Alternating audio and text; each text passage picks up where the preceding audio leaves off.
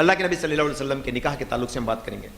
نبی کریم صلی اللہ علیہ وسلم جب نکاح کرے تھے ان کی عمر 25 سال کی تھی, اور جس عورت سے انہوں نے پہلی نکاح کی ان کی عمر 40 سال. یہاں پہ ایک انفارمیشن ہمارے لیے چھوڑ کے جا رہے ہیں اللہ کے نبی صلی اللہ علیہ وسلم. کیا انفارمیشن؟ سوائے حضرت عائشہ رضی اللہ تعالی عنہا, سوائے حضرت حفصہ رضی اللہ تعالی عنہا اور حضرت برہ یعنی حضرت زبیریہ, حضرت صفیہ, ان میں سے آدھے سے زیادہ اللہ کے نبی صلی اللہ علیہ وسلم سے زیادہ عمر والے تھے. آدھے سے زیادہ خاتون اللہ کے نبی صلی اللہ علیہ وسلم سے زیادہ عمر دراز تھے. یہ غیر مسلمان جو اللہ کے نبی صلی اللہ علیہ وسلم کے اوپر الزام لگاتے نا یہ عورتوں کے خواہش مند تھے بول کے نعوذ باللہ, ان کو کہیے کہ اگرچہ عورت کا خواہش رکھنے والا شخص کوئی اپنی 25 سال کی عمر میں 40 سال کے اور دو بھی ودوا خاتون سے کوئی کرنے کی کوشش کرتا, تو جا کے کر بولو اسے.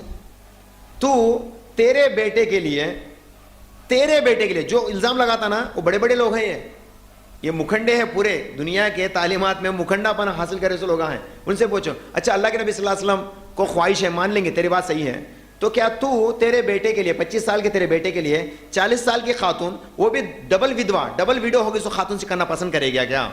وہ کہے گا ایسا کیسے ہوتا؟ کھلی بات ہے, یہ کھلی بات.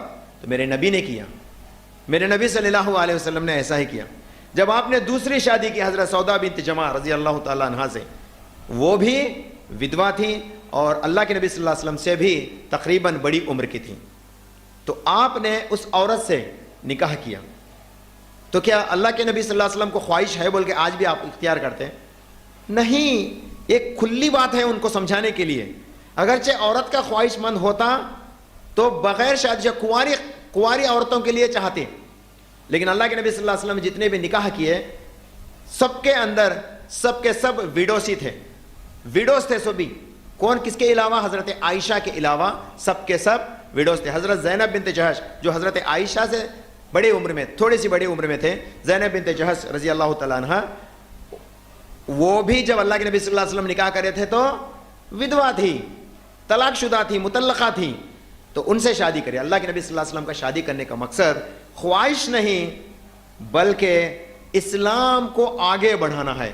There are some legislative reasons behind accepting Prophet Muhammad صلی اللہ علیہ وسلم more than 4 wives. There are some legislative reasons. Got it? اس کو سمجھانے کی کوشش کرنا, سمجھاؤ انشاءاللہ اسلام کو کھلی بات میں, تو انشاءاللہ آپ کے دشمن ہی آپ کے دوست بن جائیں گے اور اسلام کی طرف رجوع ہوں گے انشاءاللہ تعالی. حقیقت کو پیش کرنا ہمارا کام ہے, ہدایت اللہ کے ہاتھ میں ہے.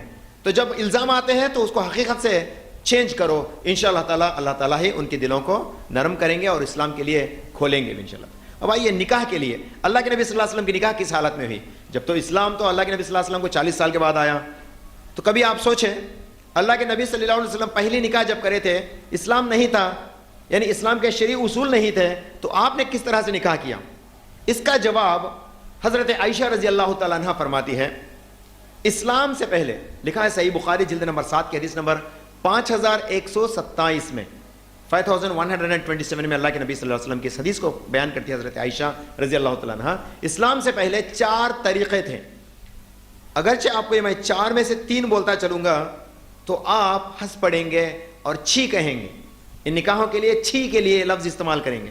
پہلا اللہ کے نبی صلی اللہ علیہ وسلم کے طریقے, 4 طریقے جو حضرت محمد صلی اللہ علیہ وسلم کے نبوت سے پہلے عرب ممالک کا حصہ تھے, تو ان میں سے پہلا تھا جو آج ہم عمل کرتے ہیں. ایک, یعنی جو جس کو پسند کرتا ہے اس کے ولی کو پیغام بھیجتا ہے اور حق مہر ادا کر کے نکاح کر لیتا ہے. اس کو نکاح مسنون کہتے ہیں, جو آج اور میں کر رہے ہیں, آج میں اور آپ کر لے رہے ہیں, یہی طریقہ. اور اللہ کے نبی صلی اللہ علیہ وسلم سے پہلے جو طریقے تھے جن کو اللہ کے نبی صلی اللہ علیہ وسلم نے رد کیا. طریقہ نمبر 1, ایک شوہر اپنی بیوی کو بڑے گھرانے کے مرد کے ساتھ بھیجنے کے لیے تیار ہو جاتا تھا. فاسٹ میں بولتے چلوں گا, کیچ کیجئے پوائنٹ کو. ایک شوہر اپنی بیوی کو بڑے گھرانے کا نسل چاہنے کے لیے اپنی بیوی کو اس گھرانے کے مرد کے ساتھ سونے کے لیے بھیج دیتا تھا. اس کے ماہواری گزرتے ہی فریش ہو جاتی, بھیج دیتا تھا. اور جب بھی اس سے حمل ٹھہرتا, دیکھیں نا حدیث کو کتنی آسان سے سمجھاتے ہیں اس کو, حمل ٹھہرتا تو جو ہے وہ پیدا ہونے والے بچے کو یہ اپنا بچہ سمجھتا. اعوذ باللہ. کہ آج یہ ماحول میں اس چیز کو پسند کریں گے, استغفر اللہ, اس کو زنا کہیں گے. ہم نہیں, غیر مسلمان بھی کہیں گے. مسلمان تو دور کی بات, غیر مسلمان بھی اس سے چھی کہیں گے. تیسرا طریقہ, ایک تو نکاح مسنون, دوسرا یہ طریقہ. تیسرا طریقہ, ایک 10 سے کم تعداد کے گروپ آف پیپل جو مرد ہوتے ہیں وہ سب ایک عورت کے پاس رات گزارتے ہیں, ایک کے بعد ایک اس رات کو گزارتے ہیں. پھر اگرچہ وہ عورت کا حمل ٹھہرتا ہے, وہ عورت ان 10 کو یا ان 10 سے کم لوگوں کو اطلاع کرتی ہے کہ وہ آ جائے, اور اپنے بچے کے اٹھا کو سب میں سے کس کے طرف ہے اس کی طرف رجوع کر دی, یہ تیرا ہے بچہ ہے بول کے. تو وہ شرط ویسی تھی, وہ کلچر ویسی تھی کہ وہ بچے کو لے کے چلے جانا, نہیں بولنا میرا کی نہیں کی بول کے نہیں بولنا, نہیں میں DNA ٹیسٹ کے بھیجتا ہوں بعد میں, ایسے کہ نہیں تھے. وہ جو جس کے طرف کری وہ اس کا بچہ ہو گیا. بچے ایسے تھے اس وقت, ایسے ہی تھے. تو آپ کو اور ایک سوال آنا آخری میں یاد کریے. چوتھا, یہ 3 ہو گیا. چوتھا کیا تھا, ایک عورت اپنے گھر کے سامنے جھنڈا گاڑ کے تھی, اور جھنڈا گاڑنے کا مطلب ہے کہ کوئی بھی آپ لوگوں میں سے آ سکتا ہے, مجھ سے زنا کر سکتا ہے, ایسا کہہ کے جو ہے وہ عورت جھنڈا گاڑ کے رکھتی تھی. Just like prostitutions nowadays. آج کے ہمارے زناکار خاتون الگ سے جو پرمیشن لائسنس دے کے ہے, لائسنسڈ پروسٹیٹس جو بھی ہے, وہ لوگ کا طریقہ تھا.